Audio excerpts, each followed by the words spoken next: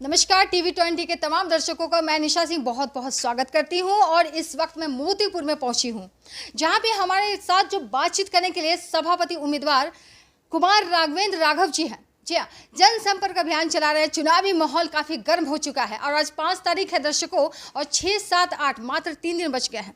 इस बीच में क्या कुछ मुद्दे को लेकर के जनता के बीच जा रहे हैं, ये राघवेंद्र जी के बारे में बता दूं कि ये इनका जो पैम्पलेट है इसके बारे में थोड़ा ब्रीफ कर दूं मैं आपको। इनमें लिखा हुआ है स्वर्गीय शशि कुमार राय जो कि यहाँ के पूर्व विधायक रहे हुए हैं बरुराज के। जी हाँ, और इनके जो ये इन्होंने जो पढ़ाई किया है ये लंदन से पढ़ करके आए हैं। इनका काफ़ी लंबा चौड़ा बिजनेस है, लेकिन ये चुनावी माहौल में ये सारे बिजनेस छोड़ करके क्यों आए हैं, कैसे आए, सारा चीज़ चलिए हम राघव जी से सीधे रूबरू होते हैं। सबसे पहले आपको बहुत बहुत धन्यवाद और आपके जो भी व्यूअर्स हैं उनको मेरे तरफ से नमस्कार।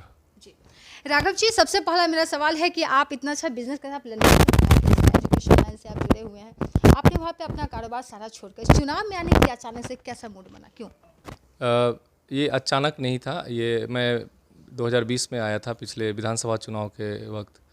उस समय मेरे बड़े भाई इंजीनियर राकेश कुमार निर्दलीय यहाँ से बरुराज से विधानसभा चुनाव लड़ रहे थे और जनसंपर्क के दौरान जो बरुराज की जनता है वो शशि बाबू को याद कर रही थी, मेरे स्वर्गीय पिताजी जिन्होंने जो 25 सालों तक बरुराज में विधायक थे लगातार। तो उनके पद चिन्हों पे चलने के लिए उनका जो खालीपन बरुराज में महसूस हो रहा था उसी को भरने के लिए मैंने ये निश्चय किया कि अब मैं अपने पिताजी का जो अधूरा काम है, अधूरा सपना है और उनके जो लोग हैं, जो पिछड़े लोग हैं, जो उनके साथ के लोग थे, जो अभी उनकी कमी खली हो रही है, उसको पूरा करने के लिए मैंने संकल्प लिया कि मैं जाके समाज सेवा में लगूंगा। क्योंकि 20 सालों से मैं लंदन में रह रहा हूं। मैं वहाँ पढ़ाई के लिए गया था और पढ़ाई करने के बाद मैंने नौकरी किया और उसके बाद अपना बिजनेस भी है, 2-3 बिजनेस है जो कि अभी भी चल रहा है और उसके लिए चिंता करने की बात नहीं है। और मैं यहाँ पे समाज सेवा में आया हूँ और समाज सेवा का संकल्प लेके आया हूँ। क्या बात है राघव जी, तो अभी आप जनसंपर्क अभियान लगातार चला रहे हैं, मूलभूत समस्या क्या क्या आपको देखने को मिला? मोतीपुर नगर परिषद के अंदर जो सबसे बड़ा समस्या है वो है भय का राज। लोग यहाँ पे जो बेसिक स्ट्रक्चर इंफ्रास्ट्रक्चर होता है वो तो ज़रूरत है ही, लेकिन जो यहाँ पे शोषण चल रहा है पिछले 10 सालों से, लोग शोषित कर रहे हैं, लोगों को डरा रहे हैं, धमका रहे हैं, उसी भय का राज का अंत करना सबसे पहला मेरी प्राथमिकता होगी। लोकतंत्र में सभी को बोलने का अधिकार है, वो अधिकार छीन लिया गया है और ये लोकतंत्र की हत्या की जा रही है। तो मेरा जो सबसे पहला काम होगा, मोतीपुर में सभी को बोलने का अधिकार दिया जाएगा और उसके बाद जो भी इंफ्रास्ट्रक्चर का काम है, जो भी मूलभूत सुविधाएं हैं जो कि पिछले 10 सालों में यहाँ जो बैठे हुए सत्ता में बैठे हुए जो लोग हैं दंभ में कुछ काम नहीं कर रहे थे, उन सभी कामों को मैं पूरा करूँगा।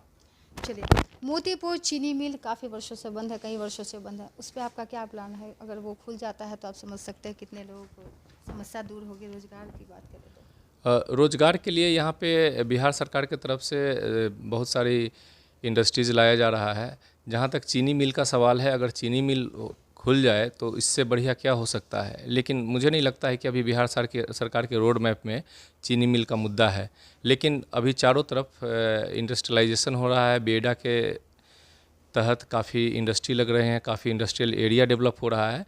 तो मुझे लगता है आने वाले समय में जब नगर पंचायत से नगर परिषद बना है मोतीपुर, तो शहर बनने के साथ ही चारों तरफ इंडस्ट्रियलाइजेशन हो जाएगा और जिससे कि यहाँ की जो बेरोजगारी की समस्या है वो ख़त्म हो जाएगी। और साथ साथ में यहीं पे पंसलवा में लकड़ी का मंडी है, काफ़ी बड़ा लकड़ी मंडी है जिस पे सरकार की तरफ से बीच में रोक लगा था। लेकिन मेरा प्रयास रहेगा कि पंसलवा मंडी में जितने भी पीलिंग प्रेस हैं वहाँ पे उनको सरकार की तरफ से उनको वैधता दिलाई जाए, उनको रेगुलराइज किया जाए कि सरकार को टैक्स भी ढंग से मिले और जो जितने लोग हैं 20 से 25 हज़ार लोग जुड़े हुए हैं। एक इंडस्ट्री पहले से चल रही है, सरकार के संज्ञान में नहीं है, सरकार आंख बंद करके रखी हुई है पिछले 25-30 सालों से।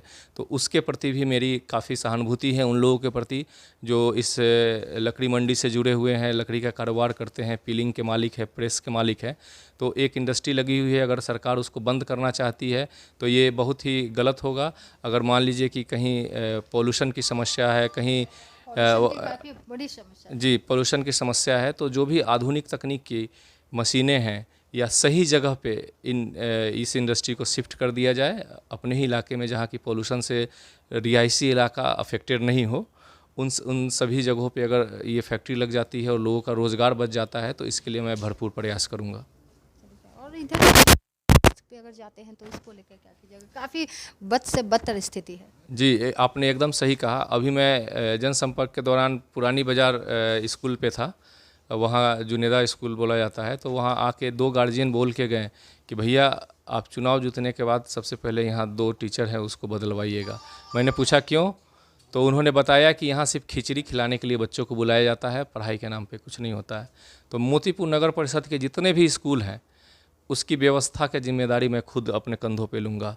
मैं एक पढ़ा लिखा इंसान हूँ, मैं चाहूँगा कि यहाँ से मेरे तरह और भी लोग मैं आपको बता दूँ, मेरी प्रारंभिक जो प्राइमरी एजुकेशन हुआ है वो भी एक सरकारी स्कूल घर के इधर कोने पे जो है उसी में हुआ है। तो मैं यहाँ पे बोरा लेके आता था पढ़ने, और बोरा लेके पढ़ना शुरू किया था, पढ़ाई करता था बोरा पे बैठ के।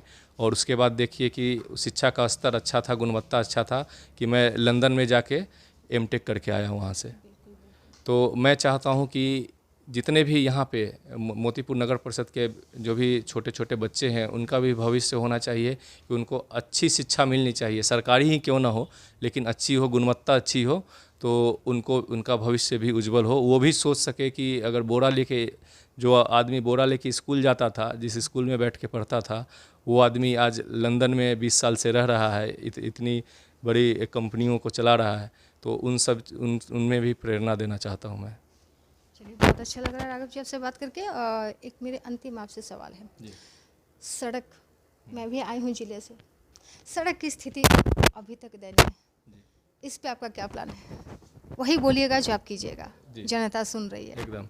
सबसे पहले जब मुजफ्फरपुर से आपने एंट्री मारा होगा मोतीपुर के अंदर, तो ये मेला रोड बोला जाता है, मेला से गुमटी तक का जो रोड है ये लाइफ लाइन है मोतीपुर का। किसी को अगर कोई इमरजेंसी होता है, चाहे एम्बुलेंस आती है या पुलिस आती है या फायर ब्रिगेड आती है, उसी रास्ते का इस्तेमाल करती है। लेकिन वो सड़क पिछले 2-3 सालों से जर्जर स्थिति में है।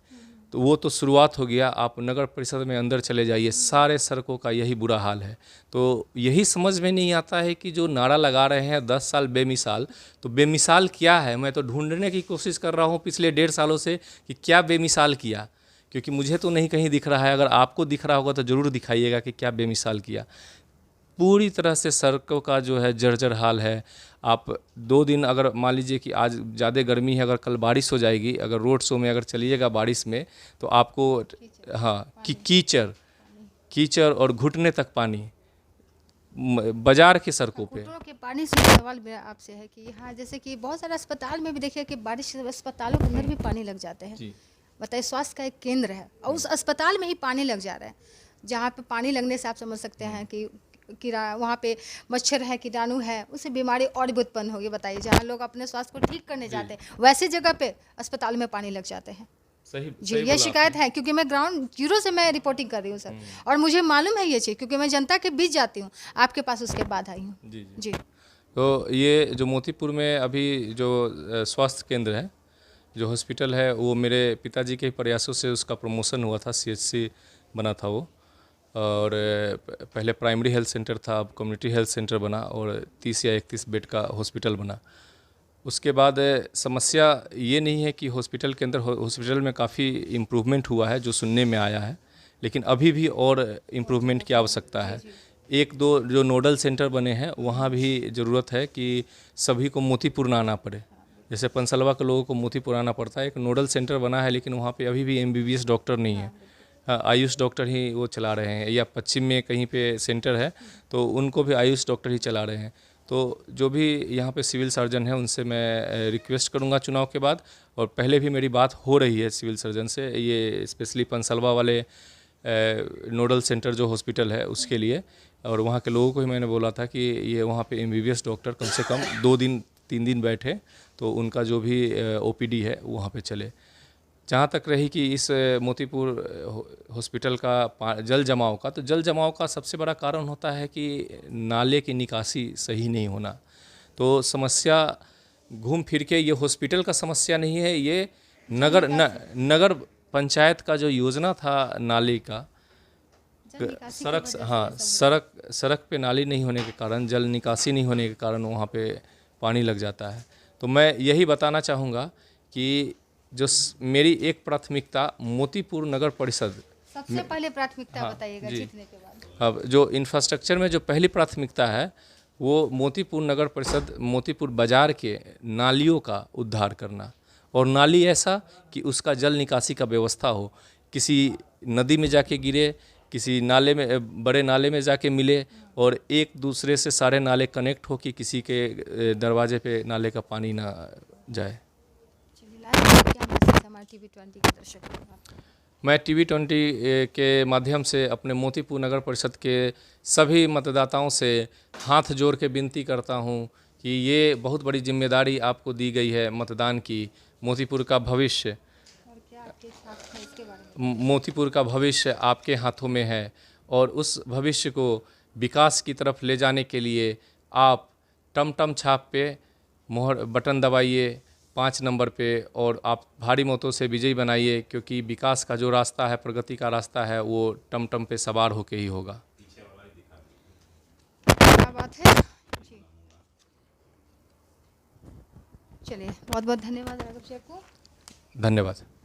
तो आपने देखा ये छाप रहे हैं और लोगों के बीच अपनी छाप छोड़ दी। इन्होंने अपना एक छाप, ये बोरा पे बैठ करके पढ़ने वाले व्यक्ति इतने इन्होंने अचीवमेंट कर रखे अपने लाइफ में। आपने देखा सुना, डायरेक्ट हमने इनसे बात किया, इनका फैमिली बैकग्राउंड बहुत अच्छा है, ठीक है, और अभी क्षेत्र में जा रहे कितना जनता का रिस्पांस मिला आपने देखा सुना।